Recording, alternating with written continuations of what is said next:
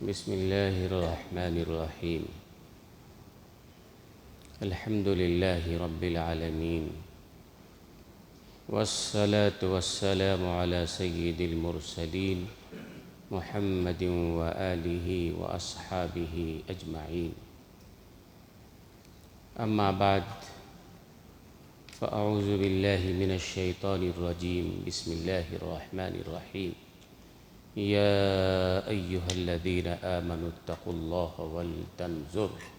ولتنظر نفس ما قدمت لغد واتقوا الله إن الله خبير بما تعملون. صدق الله العلي العظيم وصدق رسوله النبي الكريم، ونحن على ذلك من الشاهدين والشاكرين والحمد لله رب العالمين. رب اشرح لي صدري ويسر لي أمري واحلل عقدة من لساني يفقهوا قولي. سبحانك لا علم لنا إلا ما علمتنا إنك أنت العليم الحكيم. اللهم رب زدني علما، اللهم إنا نسألك علما نافعا، اللهم جنبنا الفواحش والمعاصي والخطايا والزلل ما ظهر منها وما بطن. محترم حضرات، رمضان المبارک کا مہینہ گزر گیا، عید گزر گئی، اور پیشگی جیسا اندازہ تھا کہ آج کے جمعہ میں لوگ برائے نام ہوں گے. یقینی طور پر ایسے ہی ہے.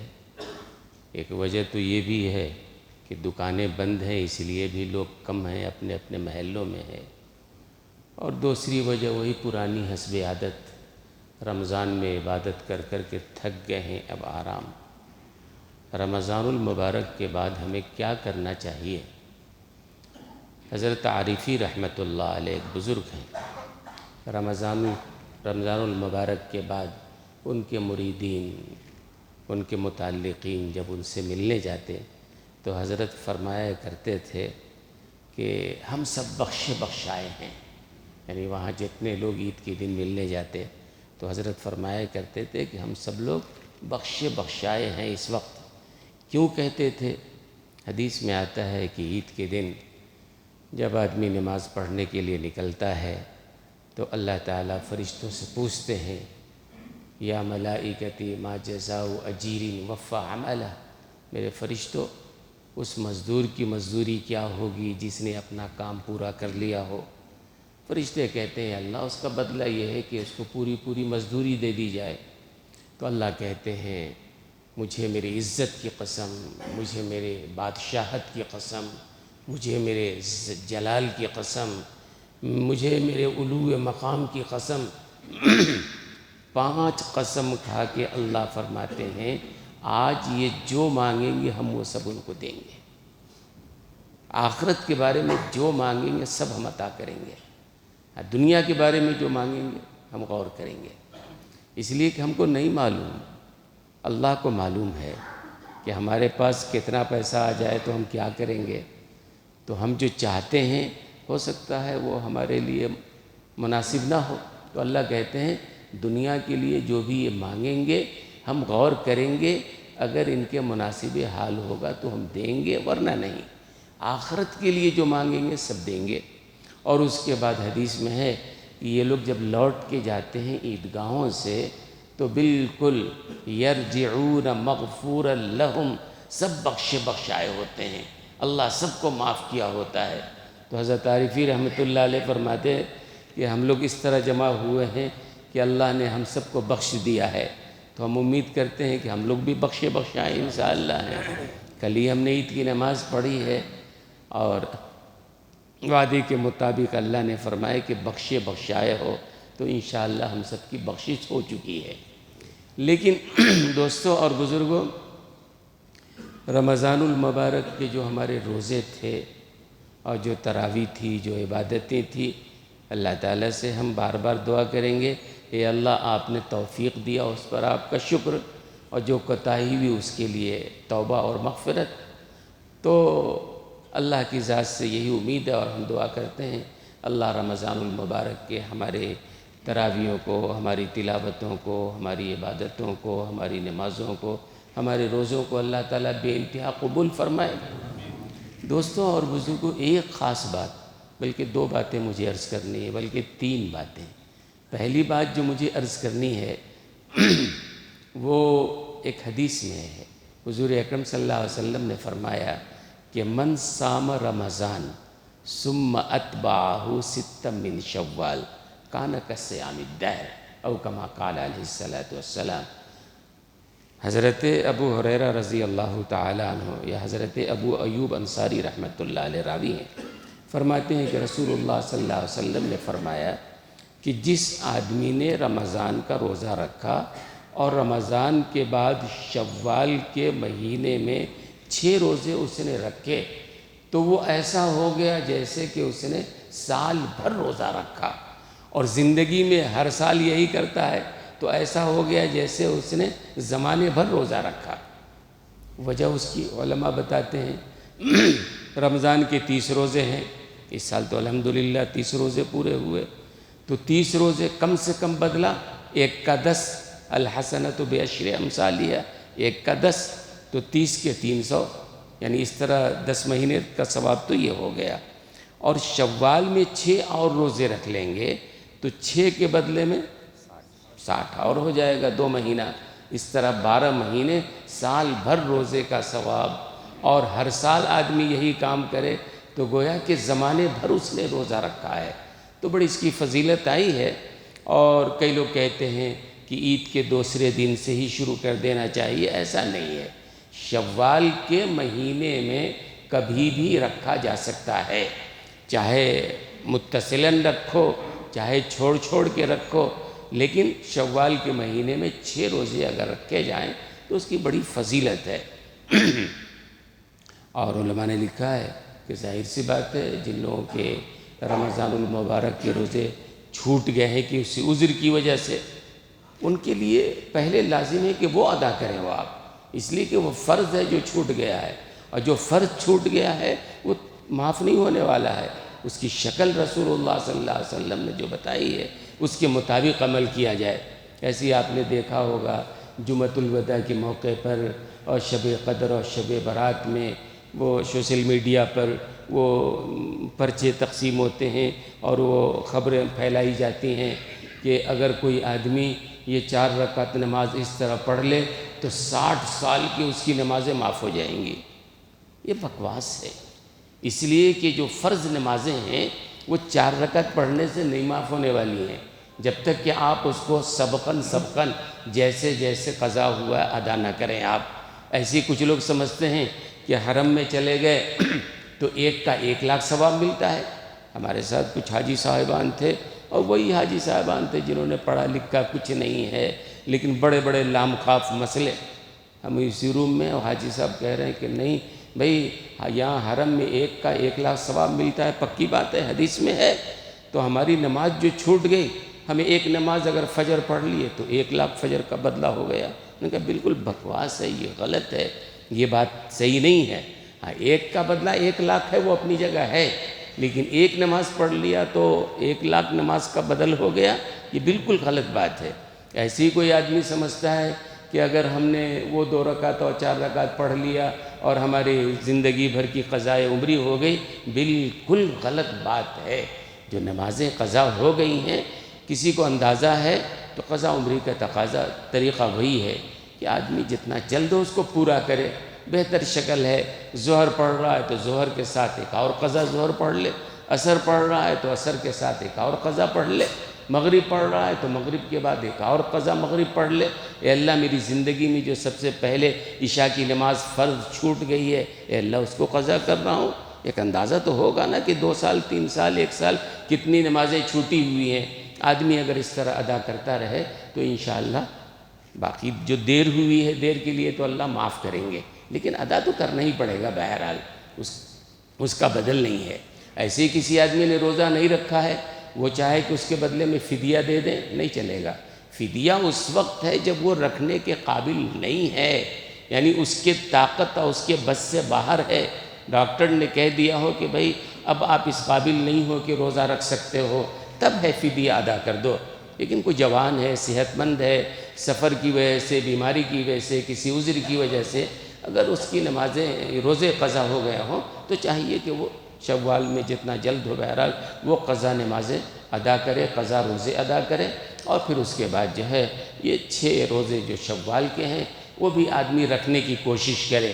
متفرق طور پر بھی رکھ سکتا ہے اور عید کے دوسرے دن سے ہی ضروری نہیں ہے، بلکہ شوال کے مہینے میں کبھی بھی رکھ سکتے ہیں، رکھا جا سکتا ہے۔ اللہ ہم سب کو اس کی توفیق عطا فرمائے۔ اس کے بعد دوستوں اور بزرگوں، ایک خاص بات، روزہ ہم نے کیوں رکھا؟ ایک سوال ہے نا، یہ 30 دن تک اللہ نے روزہ کیوں رکھوایا؟ حضرت مولانا علی میاں رحمۃ اللہ علیہ ایک دفعہ مہاجرین کے کیمپ میں گئے تھے، جن کے وطن کو اجاڑ دیا گیا تھا اور غیر مسلموں نے ان کو وہاں سے نکال کے بھگا دیا تھا۔ مہاجرین کا بہت بڑا مجمع تھا، کیمپ تھا، کیمپوں میں زندگی گزار رہے تھے۔ حضرت مولانا علی میاں رحمۃ اللہ علیہ نے ان کو مشورہ دیا کہ آپ تختیوں پر لکھ لیجئے، یہ لکھیے اپنی زبان میں، جو بھی زبان آپ کی ہے، کہ میں نے وطن کیوں چھوڑا، میں نے وطن کیوں چھوڑا۔ وہ جو لکھا رہے گا نا، بار بار آپ کو یاد دلائے گا، اچھا مسلمان ہونے کی بنیاد پہ ہم کو مارا گیا یا وطن سے بے وطن کیا گیا، ایمان کی بنیاد پہ کیا گیا، تو بار بار وہ تحریر آپ کے سامنے آتی رہے گی اور آپ ایمان کی اہمیت کو سامنے رکھیں گے۔ ایسے ہی سوال ہمارے سامنے یہ ہے کہ ہم نے روزہ کیوں رکھا، یہ 30 روزہ اللہ نے کیوں رکھوایا؟ تو اس کا جواب تو اللہ نے قرآن میں ہی دے دیا ہے، لعلکم تتقون، کہ روزے کا مقصد یہ ہے تاکہ تمہارے اندر تقوی آ جائے۔ تقوی لانے کے لیے اللہ نے روزہ رکھوایا ہے۔ ہم سب لوگ اپنا جائزہ لیں، کتنا ہمارے اندر تقوی آیا بھائی۔ رمضان کا یہی تو سبق تھا نا، کہ روزے کی حالت میں پیاس لگ رہی ہے اور پانی بھی ہے، بند کمرہ ہے، کوئی دیکھنے والا نہیں ہے، لیکن آدمی پانی نہیں پیتا ہے، کیوں؟ وہ سمجھتا ہے کوئی دیکھے نہ دیکھے، اللہ تو دیکھ رہا ہے نا۔ یہ احساس پیدا کرنے کے لیے آدمی کے دل میں جب یہ احساس ہو جائے، کوئی دیکھے یا نہ دیکھے اللہ تو دیکھ رہا ہے نا، اسی کا نام تقوی ہے۔ اور جب کسی آدمی کے اندر یہ آ جائے، وہ گھر میں ہو، باہر ہو، بازار میں ہو، دکان میں ہو، جہاں بھی ہو، وہ آدمی بچے گا، اللہ کی نافرمانی سے بچے گا۔ تو روزے کا مقصد تو صاف صاف ہے، کیا مقصد ہے؟ تقوی۔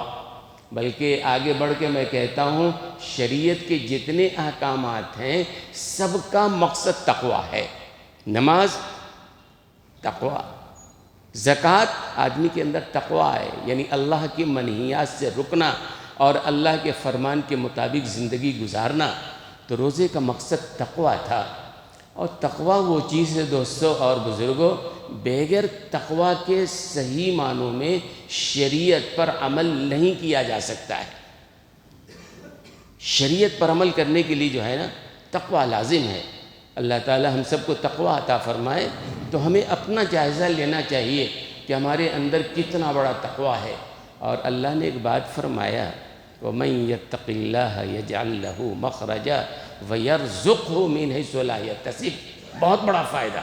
اس لیے کہ ہمارے لیے جو ہے نا رزق بہت بڑا پوائنٹ ہے۔ آدمی رزق کے لیے حلال حرام جائز ناجائز سب حدود اٹھا دے رہا ہے، کسی طریقے سے دنیا آئے۔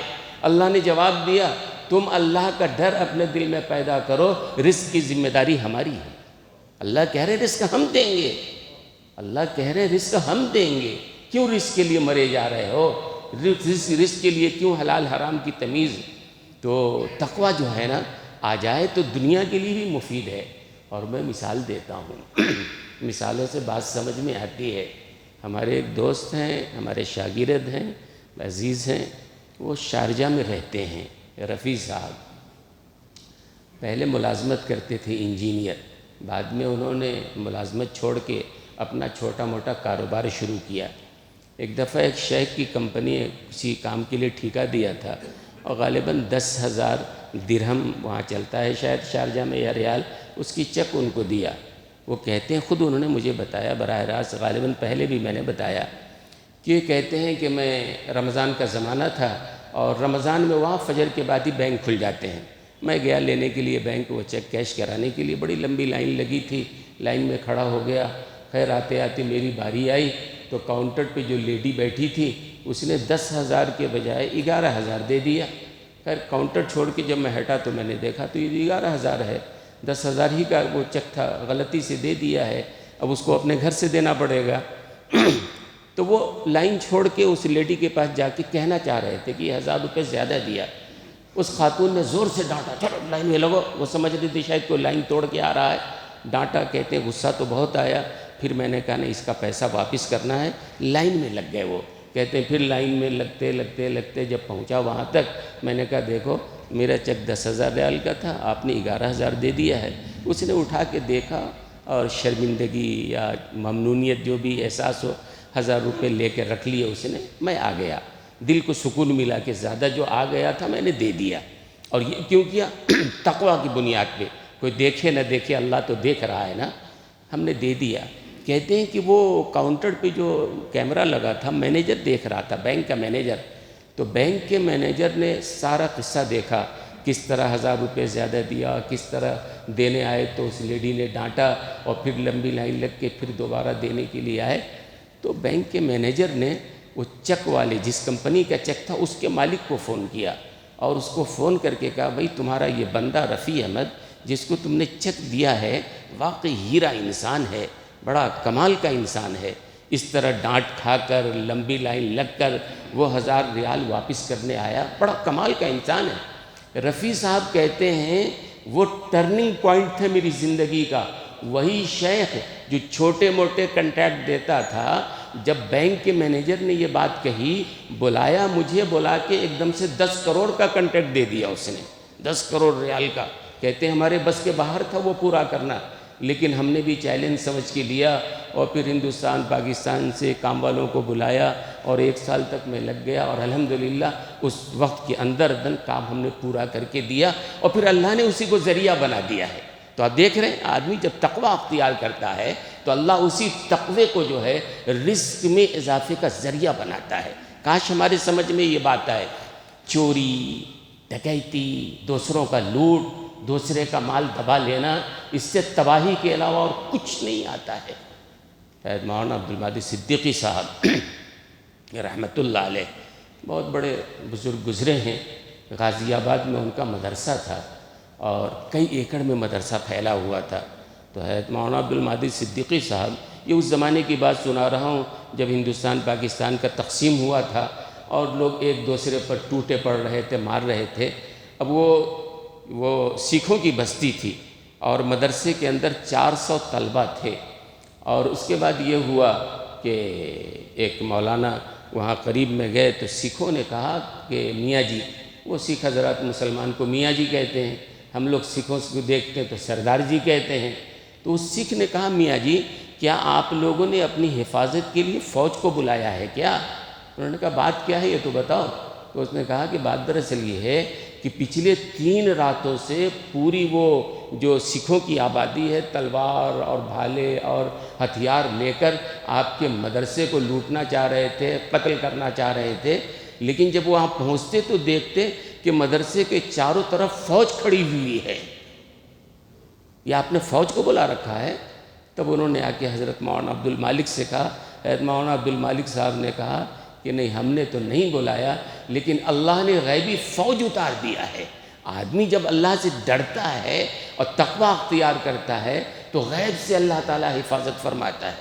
یہی مولانا عبدالمالک صدیقی صاحب کا واقعہ ہے کہ ایک صاحب نے ان کی دعوت کی آزمانے کے لیے، اللہ والے تھے نا، دعوت کی تو کہتے ہیں کہ اپنے مشتبہ مال سے، یعنی حرام مال سمجھو نا جس کے بارے میں ڈاؤٹ تھا یہ جائز ہے کہ ناجائز ہے، مشتبہ مال سے 20 طرح کے بہترین کھانے پکوائے، اور دال ہم نے اور روٹی جو ہے بالکل 100% پیور حلال مال سے بنوایا، دسترخوان بچھایا، 20 طرح کے بہترین مرغن غذا حرام مال کا ہے اور دال اور روٹی جو ہے حلال مال کا ہے۔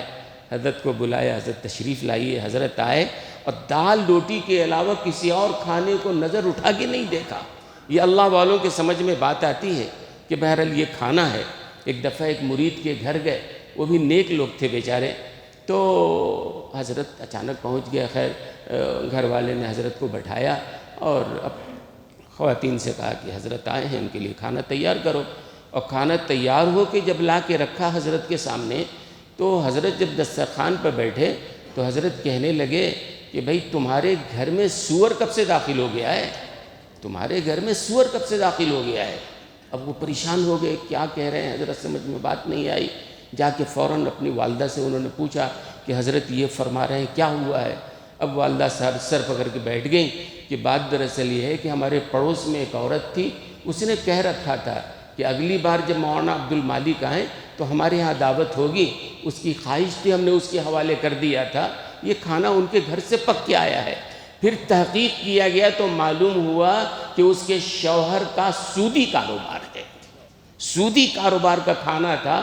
حضرت کی نگاہوں نے کہا تمہارے گھر میں سور کیسے داخل ہو گیا ہے؟ آج سودی کاروبار عام ہے، آج لوگ اس کو حلوہ سمجھ رہے ہیں، لیکن خدا کی قسم تباہی تباہی تباہی کا ذریعہ ہے.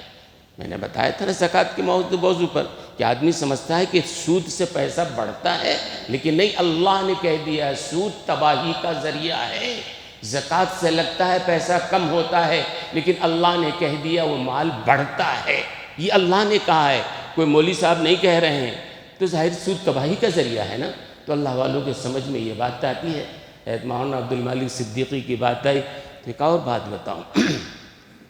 اللہ غیب سے کیسے رزق دیتا ہے. انہوں نے ایک مسجد کی تعمیر کا کام شروع کیا اور اصول یہ بنایا کہ ہم اس مسجد کے لیے چندہ نہیں کریں گے. بڑی عالیشان مسجد بن گئی، لوگ جانتے تھے، چندہ خود دے کے چلے جاتے تھے. حضرت نے کوئی رسید چھپوایا، نہ کسی سے چندہ مانگا، لوگ دیتے رہے. اسی لیے اس مسجد کا نام ہی لوگوں نے بے چندہ مسجد نام رکھ دیا. کیا بے چندہ؟ اس مسجد کے لیے کوئی چندہ ہی نہیں ہوا.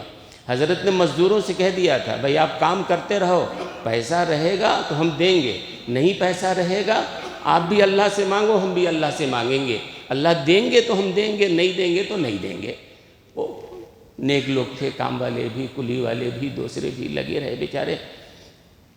کہتے ہیں کہ یہ چندے کا مسئلہ ہے نا، مولانا ابرار الحق صاحب رحمۃ اللہ علیہ انتقال فرما گئے. بڑا مدرسہ ہردوئی میں ہے. حضرت نے اپنے مدرسے کے لیے اپنے زمانے تک، اب کیا ہے مجھے پتہ نہیں ہے، کوئی رسید نہیں چھپوایا انہوں نے، کوئی رسید نہیں. جس کو اعتماد ہے دینا چاہے دے، نہیں دینا چاہے نہ دے. اور نہ کوئی سفیر رکھا انہوں نے کہ ہمارے مدرسے کا کوئی سفیر نہیں. جس کو دینا ہے دے، نہ دینا ہو نہ دے. الحمدللہ مدرسہ چلتا رہا. تو حضرت نے وہ مسجد تعمیر کرائی اور کہتے ہیں کہ وہ کلی والوں کا کئی مہینے کا پیمنٹ ہو گیا. رمضان کا مہینہ قریب ہے، عید آنے والی ہے، پیسے نہیں ہیں. حضرت 2 رکعت پڑھتے دعا مانگتے، پڑھتے دعا مانگتے. بھئی یہ غریب لوگ ہیں بیچارے، کلی مزدوری والے، ان کے بھی تقاضے ہیں، بیوی بچے ہیں، ان کو بھی پیسہ چاہیے. کئی مہینے سے پیسہ نہیں ملا ہے، کیا کریں؟ دعا مانگتے رہے. کہتے ہیں کہ ایک بندے نے آ کر ایک سوٹ کیس لا کے دیا. حضرت یہ سوٹ کیس ہدیہ ہے. حضرت نے کہا ٹھیک ہے، بچے سے کہا گھر پہنچا دو. اس بچے نے سوٹ کیس گھر پہنچا دیا. حضرت کی اہلیہ نے کہا فلاں جگہ پہ رکھ دو، رکھ دیا. حضرت جب گھر گئے تو اہلیہ نے کہا کہ آپ نے سوٹ کیس بھیجوایا تھا وہ اپنا ہے یا کسی اور کا ہے؟ یہ امانتاً ہے. کہا نہیں، کسی بندے نے تحفتاً لا کے دیا ہے. کیا ہے اس میں؟ اہلیہ نے کہا کھول کے دیکھیں گے. اٹھایا تو بڑا وزن ہے، کیا لوہے کا بنا ہوا ہے کیا یہ؟ خیر کھول کے دیکھا تو اس میں جو ہے وہ 500 روپے کے، 1000 کے نوٹ سے پورا بیگ بھرا ہوا تھا. حضرت کہتے ہیں یہ خدائی مدد تھی. آدمی جب اللہ سے ڈرتا ہے اللہ غیب سے مدد کرتا ہے. پھر جتنے مزدور سے سب کا انہوں نے پیمنٹ چکایا کہ لو بھائی چلو اللہ کے واسطے. تو آدمی، قرآن کریم میں اللہ نے کہا کہ آدمی جب تقوی اختیار کرتا ہے جو روزے کا مقصد ہے تو اللہ تعالیٰ غیب سے اس کے لیے رزق کا انتظام. اور ساتھ ہی اللہ کہہ رہے ہیں کہ جب آدمی اللہ سے ڈرتا ہے نا تو اللہ اس کے لیے پریشانی میں راستے نکالتا ہے. پھنس جاتا ہے نا آدمی کبھی. حضرت امام ابو حنیفہ رحمۃ اللہ علیہ کی بات میں سنانا چاہوں گا. حضرت امام ابو حنیفہ رحمۃ اللہ علیہ،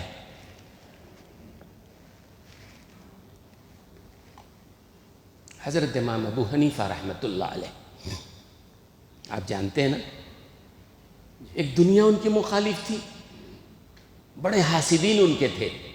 اور یاد رکھیے گا جہاں کمال زیادہ ہوگا وہاں حاسدین زیادہ ہوں گے. پکی بات ہے، رسول اللہ صلی اللہ علیہ وسلم امام الانبیاء ہیں، آپ کے دشمن کتنے تھے نا، حاسدین کتنے تھے کہ آپ چور ڈاکو تھے آپ؟ نہیں نا، کمال تھا، حاسدین پیدا ہو جاتے تھے اور حضور سے حسد۔ امام ابو حنیفہ رحمۃ اللہ علیہ کو بھی اللہ نے بڑا علم عطا فرمایا تھا، ان کے حاسدین پیدا ہو گئے تھے، اور حاسدین جب پیدا ہوتے ہیں نا، کسی نے کہا ہے، توجہ سے سنیے، اللہ ہم سب کو عمل کرنے کی توفیق عطا فرمائے۔ مولانا رومی رحمۃ اللہ علیہ نے لکھا ہے، مولانا رومی جن کے بارے میں کہا جاتا ہے ان کی مثنوی الہامی کتاب ہے، اللہ کی طرف سے ملہم بہترین کتاب ہے۔ مولانا رومی رحمۃ اللہ علیہ نے لکھا ہے اس میں، چوں خدا خواہد پردہ کس درد، اللہ جب کسی کے ذلیل کرنے کا وقت لاتے ہیں، میلش اندر تانے پاکاں کند، اس کے اندر جو ہے یہ حسد کا مادہ پیدا ہو جاتا ہے، اس کے اندر جو ہے نکتہ چینی، نیک لوگوں کی نکتہ چینی کا وہ مادہ پیدا ہو جاتا ہے۔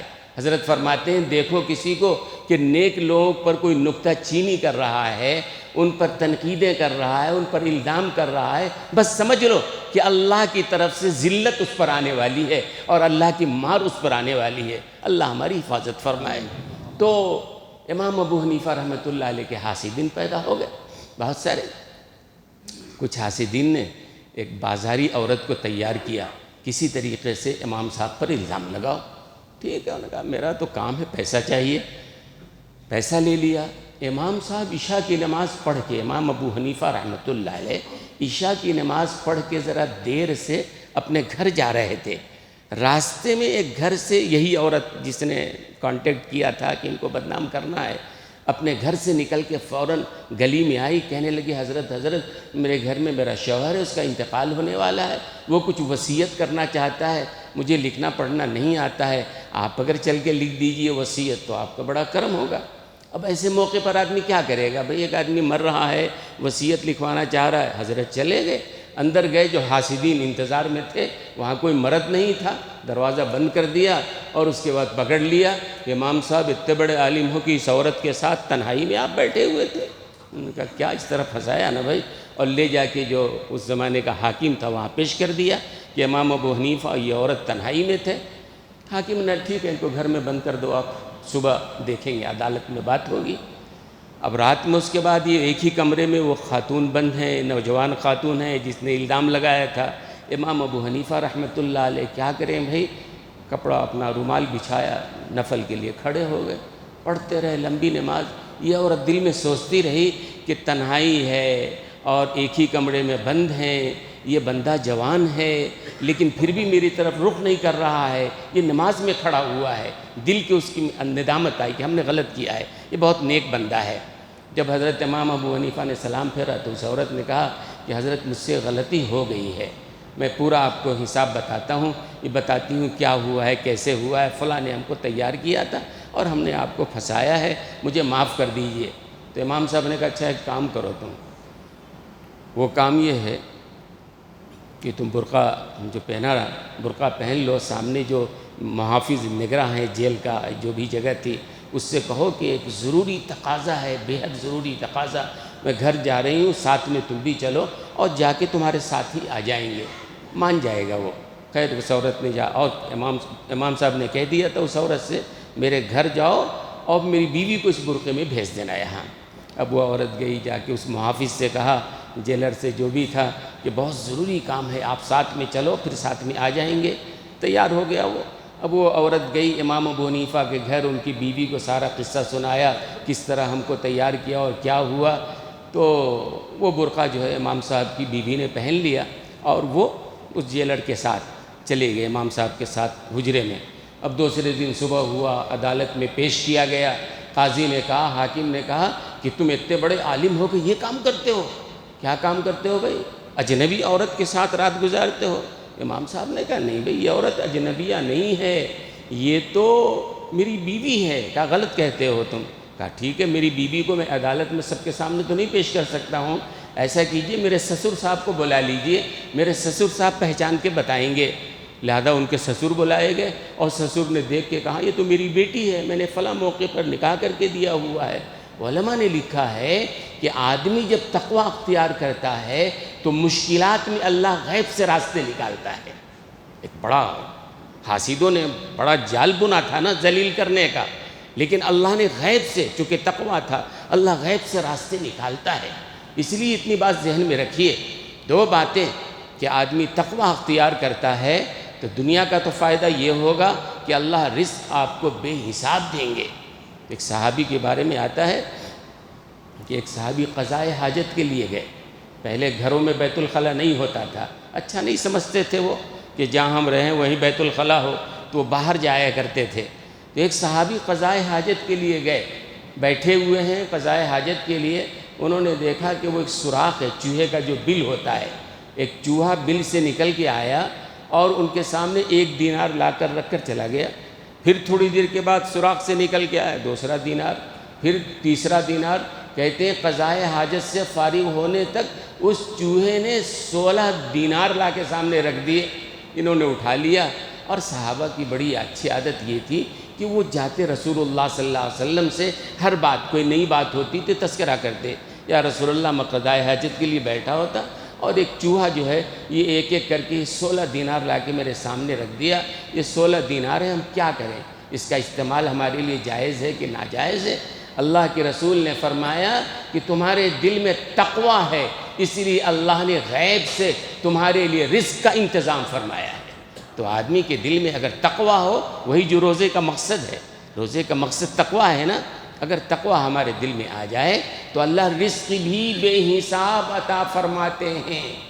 بات سمجھ میں آ رہی ہے؟ رزق بھی اللہ، اور مشکلات میں اللہ راستے بھی نکالتے ہیں۔ مشکل میں کہیں پھنس گئے، اللہ تبارک و تعالیٰ راستے نکالتے ہیں کہ آدمی کے لیے نکلنا آسان ہو جاتا ہے۔ اس لیے دوستو اور بزرگوں، ہم کو دیکھنا ہے کہ رمضان گزر گیا ہے، اور رمضان جو تربیت دینا چاہتا تھا، کیا ہمارے اندر وہ تربیت آئی نہیں آئی؟ ہم نے نمازیں پڑھی رمضان میں پابندی سے نا بھائی، رمضان کے بعد کیوں آخر پابندی ختم ہو جاتی ہے؟ ہم نے رمضان المبارک میں تہجد پڑھا ہے، اشراق پڑھا ہے، چاشت پڑھا ہے، اوابین پڑھا ہے، اور رمضان کے بعد پھر سال بھر کے لیے غائب۔ رمضان میں ہم نے تلاوت کی ہے، رمضان میں ہم نے اللہ کے بارے میں سوچا کہ اللہ ہمیں دیکھ رہا ہے، کوئی دیکھے نہ دیکھے، اور اللہ دیکھ رہا ہے۔ اس کی مشق دوستوں اور بزرگوں کرنا چاہیے۔ اگر یہ بات ہو گئی تو آپ کے لیے گناہوں سے بچنا بڑا آسان ہو جاتا ہے۔ اگر آدمی کے دل میں یہ نہیں ہے تو پھر آدمی ڈاکو بن جاتا ہے، چور بن جاتا ہے، لٹیرا بن جاتا ہے، اور اس کے لیے کوئی معنی نہیں رکھتا ہے۔ جہاں سے موقع ملے، جیسے ملے، آدمی لوٹتا ہے، اور پھر اس کے دل میں ڈر نہیں ہوتا ہے۔ حضرت عمر ابن خطاب رضی اللہ تعالیٰ عنہ کے بارے میں آتا ہے کہ حضرت عمر ابن خطاب رضی اللہ تعالیٰ عنہ سفر کر رہے تھے، راستے میں اب ان کو پیاس لگی تھی۔ ایک چرواہا بکریاں چرا رہا تھا، تو حضرت نے کہا بھائی ذرا دودھ دے دینا، پیاس لگی ہے۔ تو اس چرواہے نے کہا کہ میں ان بکریوں کا مالک نہیں ہوں، اور جب مالک نہیں ہوں تو مجھے اس کا دودھ دینے کا حق نہیں ہے، مالک میرا کوئی اور ہے، میں تو ملازم ہوں، مجھے حق نہیں ہے۔ تو حضرت عمر ابن خطاب نے کہا ارے بھائی ایک بکری تم ایسا کرو بیچ دو، اور پیسہ میں دے دوں گا، تمہارے جیب میں پیسہ پہنچ جائے گا، ہم جو ہے دودھ دو لیں گے، دودھ پی لیں گے، ضرورت پڑی تو ہم پکا کے کھا لیں گے۔ حضرت آزمانا چاہ رہے ہیں اس کو کیا کر رہا ہے وہ۔ تو اس چرواہے نے جو بات کہی، حضرت عمر ابن خطاب رضی اللہ تعالیٰ عنہ نے سنا، آنسوؤں سے داڑھی تر ہو گئی، اور حضرت عمر ابن خطاب نے فرمایا میری امت میں جب تک ایسے لوگ رہیں گے، میری امت پر کوئی زوال نہیں آنے والا ہے۔ اس چرواہے نے کیا کہا؟ پڑھا لکھا نہیں تھا، وہ چرواہا تھا، لیکن حضرت عمر نے آزمانے کے لیے جب کہا کہ تمہارا مالک نہیں دیکھ رہا ہے نا، ایک بکری بیچ دو، کہہ دینا جنگل کا علاقہ ہے، بھیڑیا اٹھا کے لے گیا، ہم دودھ بھی پی لیں گے، گوشت بھی کھا لیں گے، تم کو مفت میں پیسے مل جائیں گے۔ تو بے اختیار اس لڑکے نے کہا، چرواہے نے کہا فَإِنَ اللَّهِ فَإِنَ اللَّهِ فَإِنَ اللَّهِ، آپ کیا بات کر رہے ہیں؟ کوئی نہیں دیکھ رہا ہے؟ ارے میرا مالک دیکھ رہا ہو نہ دیکھ رہا ہو، اللہ تو دیکھ رہا ہے نا۔ اللہ جو ہم سب کا مالک ہے، ہماری ہر حرکت کو دیکھ رہا ہے کہ نہیں دیکھ رہا ہے؟ اور جب مالک دیکھ رہا ہے، اس کا احساس ہو جائے تو آدمی کہیں بھی ہو بازار میں ہو، گھر میں ہو، دکان میں ہو، دوستوں میں ہو، دشمنوں میں ہو، جنگ کے میدان میں ہو، مسجد میں ہو، جہاں بھی ہو، اللہ دیکھ رہا ہے۔ اگر دل میں بات آ گئی تو آدمی کی زبان رک جائے گی۔ آپ جانتے ہیں نا دوستو اور بزرگوں، آج ہمارا مشغلہ غیبت، ہمارا مشغلہ چغلی، ہمارا مشغلہ کردار کشی۔ علماء نے لکھا ہے، میں حوالہ دے سکتا ہوں، کہ غیبت کرنا ایسے ہی حرام ہے جس طرح سود کھانا حرام ہے۔ غیبت کرنا ایسے ہی حرام ہے جیسے ڈاکہ ڈالنا حرام ہے۔ غیبت اس سے زیادہ بڑا گناہ ہے، زنا اور بدکاری سے زیادہ بڑا گناہ ہے، لیکن ہمارے عام ہے، کوئی مسئلہ ہی نہیں ہے۔ جہاں بیٹھے دو چار آدمی شروع ہو جاتی ہے بات، ظاہر سی بات ہے یہ بات کرو گے تو حالات کیسے بدلیں گے۔ اور آخری بات دوستو اور بزرگوں، گزشتہ جمعہ بھی میں نے عرض کیا ہے، یہ جو آنے والا الیکشن ہے یہ موت و حیات کا مسئلہ ہے اور بڑا سخت ترین مرحلہ ہے، اور جاننے والے کہتے ہیں کہ اس میں اگر غلط لوگ آ گئے تو ہو سکتا آئندہ ہم کو ووٹ دینے کا حق ہی نہ باقی رہے، ہو سکتا آئین کو بدل دیا جائے، ہو سکتا ہے جمہوریت کو ختم کر دیا جائے، ہم سے ووٹ کا حق چھین لیا جائے، ہمارے لیے مشکلات۔ اس لیے کہا کہ اور یہ موقع غفلت کا نہیں ہے، ہم میں کا ہر شخص جو بھی ووٹ دینے کا اہل ہے اس کو ووٹ دینا ہی چاہیے۔ ووٹ کی تاریخ جو 26 تاریخ ہے، ہم سب کو چاہیے کہ اس دن پہلے سے تیار رہیں، اول مرحلے میں پہلے وقت میں جا کے اپنی ذمہ داری ادا کریں، خود اپنے ساتھ اپنے گھر کے خواتین کو لے جائیں۔ اور آدمی اگر سوچے ہمارے سے کیا ہوگا، نہیں، ایسا نہیں ہے بھئی، کرنے والے اللہ کی ذات ہیں، لیکن اللہ پہلے دیکھنا چاہتے ہیں ہم کیا کریں گے۔ پچھلے الیکشن میں دیکھا کہ اسی کرناٹک میں مسلمانوں نے متحد ہو کر 90% تقریباً یک طرفہ طور پر ایک پارٹی کو دیا، نتیجے میں آپ نے دیکھا کیا ہوا۔ مسلمان آج بھی متحد ہو کر، لیکن ہم ٹکڑوں میں بٹے ہوئے ہیں، اور ٹکڑوں میں کیوں بٹ گئے؟ ٹکڑوں کے لیے بٹ گئے۔ آج ہمارا مسلمان شرم نہیں آتی ہے، چند پیسوں کے لیے دوسری پارٹیوں کا دم چھلا بنا ہوا ہے۔ کوئی چھوٹی پارٹی آئی، اس نے دکھا دیا 25-50 ہزار، لاکھ 2 لاکھ روپے۔ علماء نے لکھا حرام ہے یہ لینا۔ بھئی کس لیے لے رہے ہو آپ؟ ووٹ بیچنا حرام ہے۔ بہت سارے علاقوں میں یہ ہوتا ہے کہ یہ ووٹر آئی ڈی کارڈ لے لیتے ہیں، مخالف کو معلوم ہے کہ یہ دے گا فلاں کو، لہذا ووٹر آئی ڈی خرید لیتے ہیں، 1000-2000 روپے دے دیا۔ ووٹر آئی ڈی کارڈ نہیں رہے تو کیا کریں گے؟ بہت ساری جگہوں پہ وہ نشان بھی لگا دیتے ہیں، اگر نشان لگا ہوگا تو ظاہر ہے ووٹ دینے کا دے نہیں دے گا وہ آفیسر۔ یہ سب کچھ ہوتا ہے، اور ہمارے یہ کئی مسلمان، یہ چھوٹے موٹے لیڈر، گلی کوچے کے لوگ، میں کسی کا نام نہیں لیتا ہوں، لیکن بکنے والے، پیسہ کھانے والے اور پیسہ لے کر ان کے لیے کام کرنے والے، اس لیے ہم سب کو طے کرنا پڑے گا متحدہ طور پر۔ کس کو دینا ہے متحدہ طور پر؟ آپ جانتے ہیں اللہ نے اتنی عقل دی ہے، اتنا شعور دیا ہے، آپ جانتے ہیں بھئی وہ ہے نا احون البلیتین، 2 مصیبت ہو تو اس میں کمتر مصیبت کون ہے؟ حالات کے تحت سے، حالات کے تحت ہمارے لیے ایک ہے، جو پارٹی آ گئی غلط پارٹی تو پھر آئین بدل جائے گا، جمہوریت ختم ہو جائے گی، دوسرے مدرسے مسجدوں پر شریعت پر حملے ہوں گے۔ تو اس لیے ہمیں چاہیے جو کمتر نقصان دہ ہے اس کے لیے ہم کو ووٹنگ کرنا ہے، اور ووٹنگ اس لیے بھی ضروری ہے۔ ووٹر آئی ڈی کارڈ، یہ NRC کا مسئلہ بھی آنے والا ہے، CA کا مسئلہ ہے، وہ بھی مسئلہ وہی ہے کہ ہمارے وجود کو مٹایا جائے، ہم کو تباہ و برباد کیا جائے۔ اس لیے بہرحال ہمیں ووٹنگ میں اس دن حصہ لینا ہے، اور ذمہ داری کے ساتھ لینا ہے، اور یہ طے کرنا ہے کہ انشاءاللہ 100% ہماری انشاءاللہ ووٹنگ ہوگی نا بھائی انشاءاللہ۔ اللہ تبارک و تعالی ہم سب کو صحیح عمل کی توفیق عطا فرمائے۔